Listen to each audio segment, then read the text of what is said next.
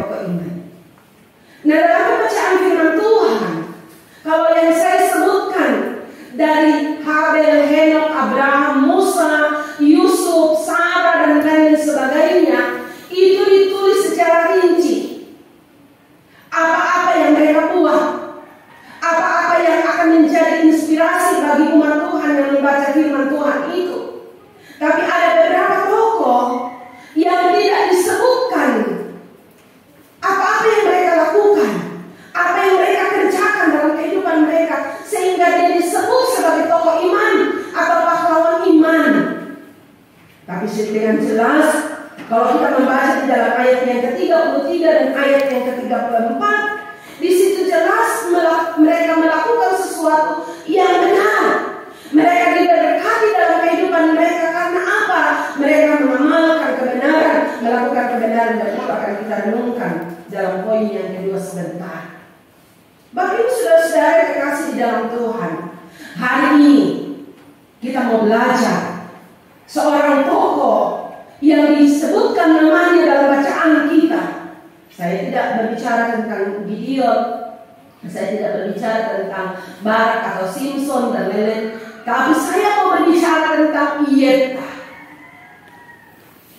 Mungkin dari kita yang hadir saat ini ada yang sudah tahu siapa Yeftah itu. Tapi saya mau supaya kita bersama-sama merenungkan tokoh ini, sehingga sekali lagi kita bisa, seperti yang saya katakan tadi, kita bisa menjadi tokoh iman juga dalam kehidupan kita, termasuk dalam keluarga kita, untuk memberikan kepada anak cucu kita. Anak cucu kita akan melihat iman yang ada, yang tumbuh di dalam diri kita, yang dapat dicontohi karena kita hidup di dalam kebenaran firman Tuhan. Sehingga anak-anak kita katakan, itu orang tua saya. Seperti waktu saya khotbah di Ibu Miriam, khotbah PKW, saya katakan ada anak yang menceritakan tentang kehebatan orang tua mereka. Kita hidup supaya anak-anak kita juga, anak cucu, menceritakan tentang kehidupan beriman kita, dan mereka dapat menirunya, mereka dapat mencontohinya di dalam kehidupan kita sebagai seorang yang percaya kepada Tuhan. Dan setelah mereka menceritakan tentang itu, orang akan menghormati kita, akan melihat, oh itu adalah seorang tokoh iman. Satu hal sedikit yang saya mau sampaikan kemarin dalam ibadah pelepasan dan pemakaman jenazah Bapak Pendeta Yunus Niki di Boracay, seorang pendeta yang sudah emeritus mengatakan begini, banyak tokoh-tokoh iman dalam kehidupan yang perlu kita hormati, yang kita perlu hargai. Tapi ada tokoh yang tidak perlu kita hormati. Tokoh apa itu? Ada yang tahu? Seperti tokoh kue, tokoh bangunan, dan lain sebagainya. Semuanya setuju ya. Kalau tokoh kue, tokoh bangunan, apa kita hargai karena kita hanya mau menerima. Kalau ada uang kita ambil, barangnya kita bayar. Tapi kalau tokoh-tokoh iman, ya kita harus melihat hal-hal yang mereka buat. Saya tidak membawa kita di situ. Bapak Ibu saudara yang kasih di dalam Tuhan, Yeftah adalah seorang tokoh yang akan menjadi panutan, teladan, dan dia telah menjadi pemenang iman dalam kehidupannya, sehingga penulis surat Ibrani mencatatnya sebagai tokoh iman. Apa yang menjadi kriteria sehingga Yeftah menjadi seorang pahlawan iman dalam hidup, dalam kehidupan beriman kita pada Tuhan? Yang pertama yang harus menjadi kriterianya adalah itu ditentukan dari tujuan hidup. Ditentukan dari tujuan hidup. Bapak Ibu saudara-saudara yang kekasih di dalam Tuhan, siapa Yeftah ini? Kalau kita membaca di dalam surat Hakim-Hakim pasal 11 mulai dari ayat yang pertama, kita dapat melihat di situ siapa Yefta ini. Yefta adalah seorang Gilead. Dia adalah seorang pahlawan yang gagah perkasa. Tetapi ia anak seorang perempuan Sunda. Ayah Yefta ialah Gilead. Kalau kita melihat arti namanya, artinya Allah membuka rahim. Mungkin dari kehidupan ibunya, Allah menaruh Yefta di dalam kandungan ibunya. Walaupun sekali lagi minta maaf, walaupun diperlihatkan oleh firman Tuhan bahwa dia lahir dari seorang perempuan Sunda.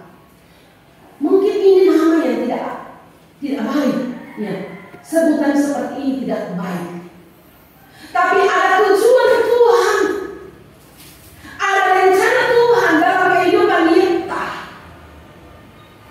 yang mau membawa orang-orang percaya kepada Tuhan untuk hidup sesuai dengan apa yang direncanakan oleh Tuhan dalam hidupnya. Sehingga kalau kita melihat secara singkat dalam Hakim-Hakim pasal 11 itu, setelah Yefta lahir, saudara-saudaranya mengusir dari keluarganya. Sehingga pada waktu itu Yefta lari ke tanah Tob. Dia berada bersama-sama dengan orang-orang yang tidak percaya kepada Tuhan, yang tidak takut kepada Tuhan, yang hidup di dalam dosa. Sekali lagi, ini adalah kehidupan orang-orang yang ada di Tob, di daerah Moab pada waktu itu. Tetapi Yefta tidak terpengaruh dengan keadaan, dengan situasi, dengan kelakuan perbuatan orang-orang yang ada di Moab. Tidak menyembah kepada berhala, tidak melakukan kejahatan-kejahatan seperti yang dilakukan oleh masyarakat pada umumnya. Tapi dia mempertahankan jati dirinya dengan baik. Sekali lagi karena Tuhan punya rencana dalam hidupnya. Diceritakan bahwa dia adalah seorang pahlawan yang gagah perkasa. Sehingga pada waktu keluarganya dalam keadaan terdesak, melihat orang-orang yang datang berperang melawan mereka, yaitu Bani Amon, keluarga-keluarganya hidup di dalam ketakutan. Dan pada waktu itu mereka menyuruh orang-orang yang dituakan, kalau kita membaca tua-tua Gilead, pergi untuk memanggil si Yefta untuk datang membantu mereka. Bapak Ibu saudara-saudara, dia sudah tersakiti dengan keluarganya karena dia lahir dari keluarga dari perempuan Sunda. Orang-orang tidak suka dengan dia, tapi pada akhirnya mereka pun memerlukan tenaganya. Apa yang dilakukan oleh Yefta pada waktu itu, kalau kita memperhatikan di dalam ayat yang ke-7, di situ kata-kata Yefta yang luar biasa, yang sebenarnya kalau bagi keluarganya, wah, jadi kita mundur. Dia katakan begini. Tetapi kata Yefta kepada para tua-tua Gilead itu, bukankah kamu sendiri membenci aku, mengusir aku dari keluargaku? Mengapa kamu datang sekarang kepadaku pada waktu kamu terdesak? Kemudian berkata para tua Gilead kepada Yefta, memang kami akan kembali sekarang kepadamu. Ikutilah kami dan berperanglah melawan Bani Amon, maka engkau akan menjadi kepala atas kami dan seluruh penduduk Gilead. Bapak Ibu saudara-saudara yang kasih di dalam Tuhan,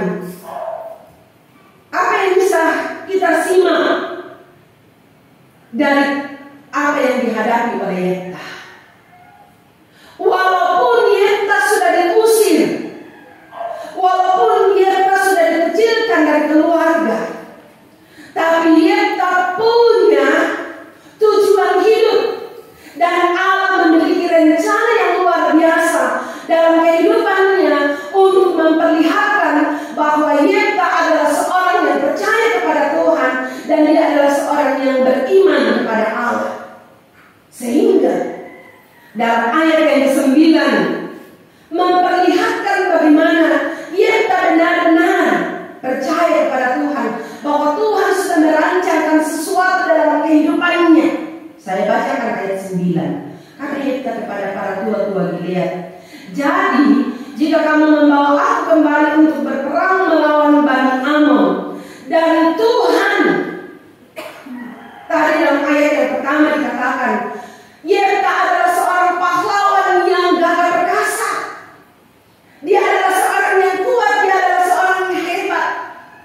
Tapi pada saat itu, pada saat keluarga-keluarganya membutuhkan dia, bukan Yefta menaruh kekuatannya atau harapannya kepada apa yang dia miliki sebagai pahlawan yang kuat dan perkasa, tapi dia menaruh pengharapannya kepada Tuhan. Sehingga dia katakan, kalau Tuhan menyerahkan mereka kepadaku, dia tahu Tuhan adalah sumber. Dan inilah yang menjadikan dia menjadi tokoh iman. Bapak Ibu saudara-saudara yang kasih di dalam Tuhan, dalam kehidupan sebagai seorang yang percaya kepada Tuhan, dia senantiasa, Yefta ini senantiasa peka terhadap rancangan Tuhan, rencana Tuhan dalam hidupnya. Ada begitu banyak orang dalam kehidupan memiliki perilaku, bahkan memiliki latar belakang yang cukup bagus dalam kehidupannya, tetapi apa yang kita lihat, tidak melakukan hal-hal yang benar dalam hidupnya. Dia tidak peka terhadap suara Tuhan, terhadap apa yang Tuhan rancangkan dalam hidupnya, bahkan menutup hatinya untuk mau melakukan sesuatu apa yang Tuhan mau kerjakan dalam hidupnya. Termasuk kalau kita melihat bagaimana seorang tokoh dari murid Tuhan Yesus. Ada seorang tokoh yang luar biasa, namanya Petrus. Pasti kita tahu semua. Petrus ini adalah seorang yang luar biasa, agresif. Dia adalah seorang yang selalu terdahulu dan lain-lain sebagainya. Punya kelebihan yang luar biasa. Sehingga Tuhan memanggil dia untuk menjadi pengikutnya, bahkan menjadi muridnya. Tapi pada kenyataannya, kalau kita melihat panggilan Tuhan dalam hidupnya ternodai setelah dia menyangkal Tuhan hanya dengan sapaan perempuan wanita, dia menyangkal Tuhan. Nanti setelah apa yang Yesus katakan, baru dia sadar. Tapi saat itu dikatakan bahwa dia setelah dia menyangkal Tuhannya, walaupun dengan penuh penyesalan, tapi dia tidak membaharui hidupnya saat itu. Tapi dia kembali kepada pekerjaan yang semula.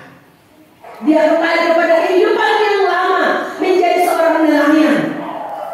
Tapi Tuhan punya rencana yang luar biasa dalam hidupnya. Sehingga setelah Yesus bangkit, Yesus memulihkan dia. Yesus memanggil dia dengan baik-baik. Dan saat itu apa yang Yesus katakan?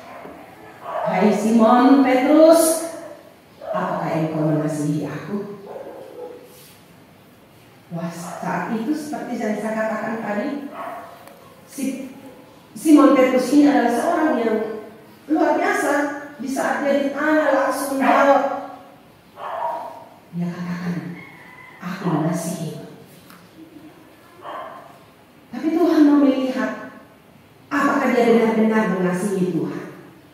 3 kali Tuhan bertanya kepada dia. Pertanyaan yang ketiga disitulah dia melihat, dia merasakan pemulihan yang luar biasa, sehingga panggilan Tuhan kepada dia, apakah engkau mengasihi aku? Dia katakan, Tuhan, engkau tahu sendiri. Dia penuh penyesalan. Dia menerima panggilan itu dalam hidupnya. Tapi saudara-saudara yang kekasih di dalam Tuhan, walaupun penuh dengan perjuangan, kalau kita melihat di dalam Kisah Para Rasul, pelayanan pemberitaan Tuhan setelah Yesus mengubahkan hidupnya, atau setelah Yesus memulihkan dia, luar biasa dia melayani Tuhan. Begitu banyak orang dibawa kepada Kristus setelah dia menyadari keadaannya itu. Dia menyerahkan hidupnya sepenuhnya kepada Tuhan. Sehingga walaupun di awal dia menyangkal Tuhan, pengorbanan yang luar biasa yang dilakukan ialah pada waktu dia mati. Satu kisah dikatakan bahwa Yesus disalib seperti ini, berdiri seperti ini, tapi Petrus terbalik, kaki di atas, kepala di bawah. Ini adalah sebuah bukti pengorbanan yang luar biasa, karena dia menyadari bahwa Tuhan punya rencana yang luar biasa dalam hidupnya. Bagaimana dengan kehidupan kita sebagai seorang yang percaya kepada Tuhan? Bagaimana kita peka untuk melihat bahwa Tuhan memilih saya, Tuhan mengasihi saya lebih daripada semuanya itu, dan saya mau mengabdikan hidup saya bagi Tuhan. Tapi banyak orang tidak memikirkan akan hal itu. Yang dia lihat adalah hal-hal yang kelihatan, sehingga mau dijadikan sebagai tokoh, dia mau dijadikan sebagai panutan, tapi tidak ada sesuatu yang bisa dinilai karena terbatas dengan apa yang dilihat oleh mata kepala kita. Yang Tuhan inginkan adalah hati kita. Hati kita. Kalau dari hati ini keluar sesuatu yang benar-benar mau menerima apa tujuan dan maksud Tuhan dalam kehidupan kita, maka apapun yang ada di sekeliling kita tidak akan menghalangi kita untuk melayani Tuhan. Yang kedua, Yefta dalam hidupnya setelah dia mengalahkan Bani Ammon, mereka diperhadapkan lagi. Sudah dijadikan sebagai kepala, memimpin umat Israel pada waktu itu. Mereka diperhadapkan lagi dengan musuh. Tapi pada saat itu, apa yang dia buat untuk menjadikan dia sebagai pahlawan iman atau tokoh iman, selain dia memiliki tujuan hidup yang benar, maka dia memiliki sebuah keyakinan bahwa Allah menyediakan sesuatu yang baik, dan itu dihidupi dari imannya. Bapak Ibu Saudara, kalau kita membaca di dalam Yefta pasal yang ke-11 mulai dari ayat yang ke-29, apa yang dilakukan oleh Yefta waktu dia mau menghadapi Bani Ammon, dia mau pergi berperang, dikatakan dia bernasar. Nasarnya adalah mungkin kalau kita mau melihat dengan pemikiran manusia, itu adalah hal yang biasa. Tapi terkandung sesuatu yang memiliki nilai dalam hidupnya. Karena apa? Dari nasarnya, dan setelah Tuhan menyatakan kemenangan yang luar biasa, Tuhan menyerahkan Bani Ammon ke dalam tangan mereka dan menimbulkan kekalahan yang amat Yeftah dan pasukan-pasukan perang kembali, yang menemuinya adalah anak gadisnya. Anak gadisnya satu-satunya. Sehingga saat itu dalam hati kecil Yeftah terkoyak, tersakit luar biasa, tercoreng luar biasa. Tapi karena dia sudah bernasar, karena dia sudah berjanji, maka itu harus ditepati. Bapak Ibu saudara-saudara yang dikasihi dalam Tuhan, Tuhan akan memberikan hasil sebagai bukti daripada iman kita. Dan dalam kitab Ibrani tadi diceritakan satu hal, bahwa dia bisa mengalahkan semuanya itu, mengalahkan musuh-musuh kerajaan-kerajaan, karena satu hal, dia mengamalkan kebenaran. Apa yang Rasul Paulus tulis dalam Roma pasal 1 ayat 17, saya minta salah seorang untuk membacakan itu, untuk membawa kita kepada sebuah kehidupan yang sungguh-sungguh dikenal oleh Tuhan, menjalani kehidupan yang Tuhan karuniakan. Roma pasal 1 ayat 17, saya minta salah seorang jemaat jika sudah mendapatkan untuk membacakan bagian ini. Sebab di dalamnya nyata kebenaran Allah yang bertolak dari iman dan memimpin kepada iman, seperti ada tertulis, orang benar akan hidup oleh iman. Terima kasih. Sebab di dalamnya nyata kebenaran Allah, ini menunjukkan kepada Kristus yang menjadi sumber, yang menjadi kekuatan, yang menjadi dasar iman kita kepada Allah, ialah Kristus. Dan dia memberikan kebenaran itu melalui firman-Nya untuk menjadi tolak ukur kita melakukan segala sesuatu. Dikatakan, sebab di dalamnya nyata kebenaran Allah yang bertolak dari iman dan memimpin kepada iman, seperti ada tertulis, orang benar akan hidup oleh iman.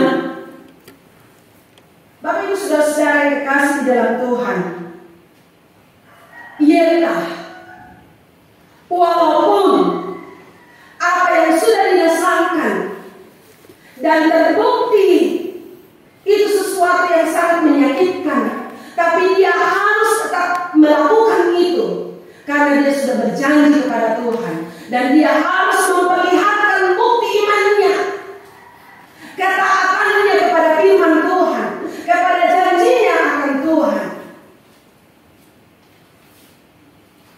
Dia siap berkorban membuktikan bahwa dia memiliki iman. Sama seperti kalau kita melihat apa yang dilakukan oleh Abraham. Dia mau untuk mempersembahkan anaknya Ishak, tapi dari ketulusannya Tuhan menyediakan sesuatu yang lain, berbeda dengan Yeftah. Benar-benar dia akan korbankan. Nanti Bapak Ibu kembali akan melihat anaknya pun siap untuk menjalani itu. Bapak Ibu saudara-saudara yang dikasihi di dalam Tuhan, dalam kehidupan kita sebagai seorang yang percaya kepada Tuhan, sebagai seorang yang harus hidup di dalam kebenaran, harus mendasarkan segala sesuatunya kepada firman Tuhan, kepada Kristus, yang akan membuat apa yang kita lakukan itu bernilai. Apa yang kita kerjakan bernilai, dan nilainya bukan ditentukan oleh sesama kita, bukan ditentukan oleh orang-orang yang ada di sekitar kita, tetapi nilainya ditentukan oleh Allah. Dan karena itu, hiduplah dalam iman. Jadikan kehidupan kita menjadi sebuah kehidupan yang benar. Jangan hanya baik. Ya, kalau baik itu masih relatif, tapi kalau benar itu adalah sesuatu yang hanya ditentukan oleh firman Tuhan. Jadikan kehidupan kita hidup di dalam dasar yang benar, bertindak dalam dasar yang benar, memiliki iman di dalam Kristus sebagai kebenaran. Maka setiap yang kita lakukan pasti akan menghasilkan yang bermanfaat baik untuk diri kita saat ini maupun dalam kekekalan nanti. Maukah kita membuat sesuatu nasab yang disesuaikan dengan kebenaran itu? Hati-hati Bapak Ibu Saudara-saudara. Lihat apa yang dikatakan oleh firman Tuhan. Di saat kita berjanji, di saat kita bernasab, kita harus melakukannya sesuai dengan firman Tuhan. Jangan kita hanya bernasab, jangan kita hanya berjanji, tapi harus benar-benar didasari dalam kebenaran. Dan itulah yang membuat Yefta menjadi seorang pahlawan iman. Jadikan hidup kita menjadi pahlawan iman bagi keluarga kita, anak cucu kita. Anak cucu kita akan melihat iman yang ada di dalam diri kita, dan mereka akan melakukannya. Karena apa? Hidup kita sesuai dengan firman Tuhan. Amin.